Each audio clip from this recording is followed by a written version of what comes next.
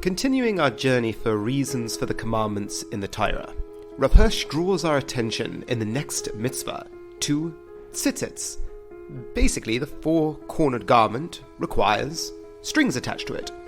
But what I want to do in this opening is to really give a broad overview of the ideas that are sort of embedded in this mitzvah from Rav Hirsch's standpoint, because I think it talks to something very contemporary, very post-Enlightenment about Rav Hirsch's perspective, but at the same time he draws upon earlier and more ancient sources.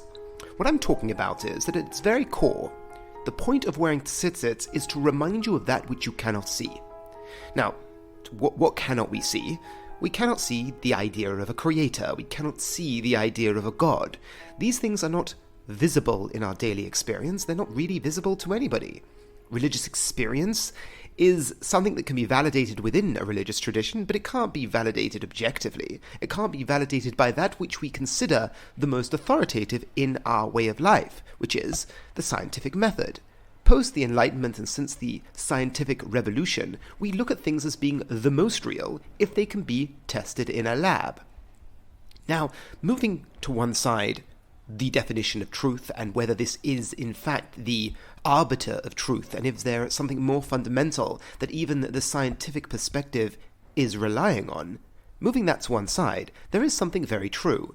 Both for us and for the ancients, you couldn't see God. You would assume God. You would use God as a postulate, a hypothesis, to explain the world, be it the ancient pagan world with the myriad of different forces battling, and you would assume that that was simply the gods, or a force behind each of the individual forces.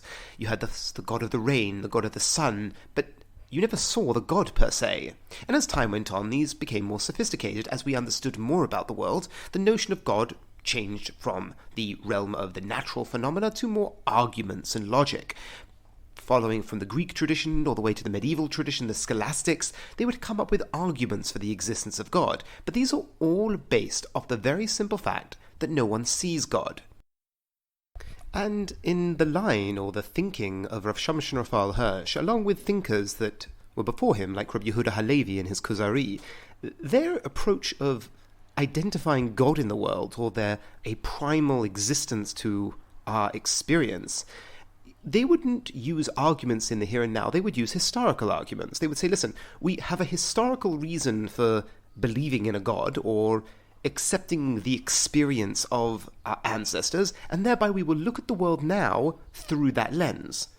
And it's not that Maimonides had a different approach, but this was the approach of Rabbi Yehuda Halevi and Rav Hirsch, and they did this for different reasons. Rav Hirsch, post-Immanuel Kant, looked at the idea of arguments, the existence of God slightly differently, and the Kuzari had his reasons. But the reason I'm focusing on this is from Rav Shimshon Raphael Hirsch's perspective, I suppose. He didn't think there was much value in arguments for the existence of God.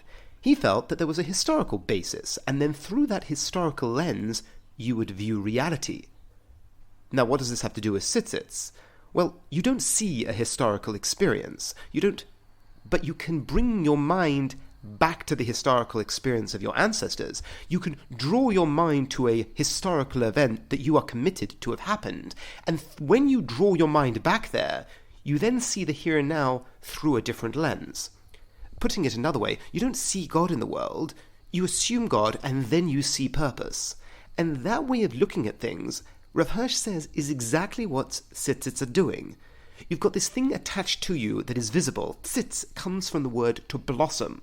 At its very core, it is something that is blossoming out from what you're wearing to draw your mind to that which you cannot see. And it works itself out quite well. When it comes to garments, garments have a purpose. They keep us warm.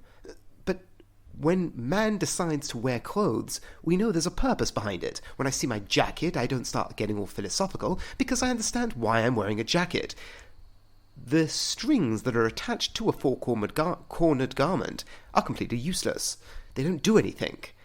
Once again, it draws your mind to something else. It draws your mind to an explanation that isn't practical and utilitarian. It draws your mind to something else.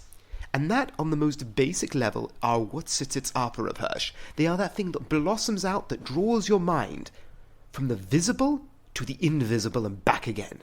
the visible world that we experience. You draw your mind back to a historical experience of your ancestors, and then you perceive the world with the idea of God in mind.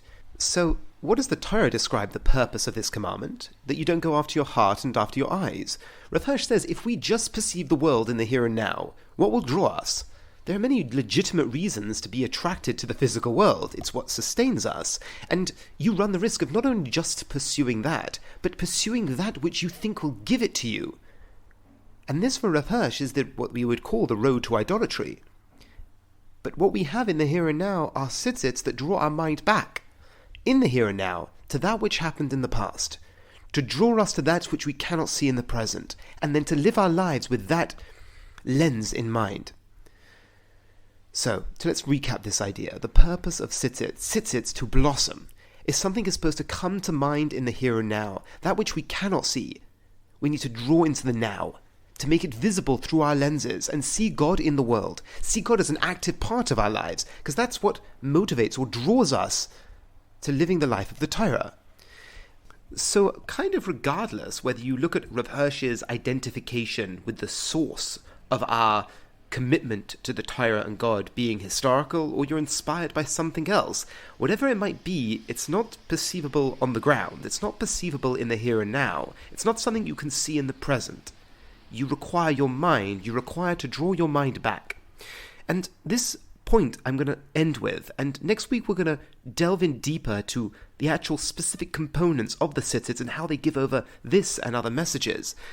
Rav Hirsch sees it being very interesting that we're not commanded to wear tzitzits.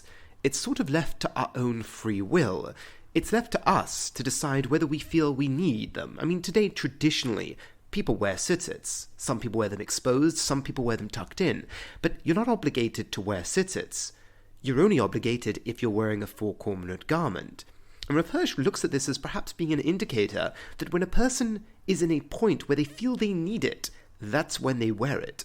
When they feel that they are seeing the world and seeing this sort of blank canvas, perhaps that's a time when they need the tzitzits, where they need that drawing back to that which they cannot see to enlighten and vivify that which they can see.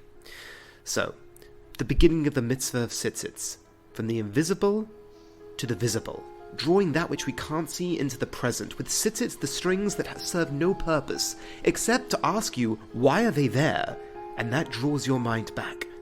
And this being left up to our own free will, whether we feel we need it or we don't need it, but it's a commandment that fits right in line with its very meaning. When I look at the world and I see I'm lacking that vibrancy that a religious individual should have when he sees the world, that is a time where I need to wear tzitzits. Thank you so much for listening, and have a wonderful week.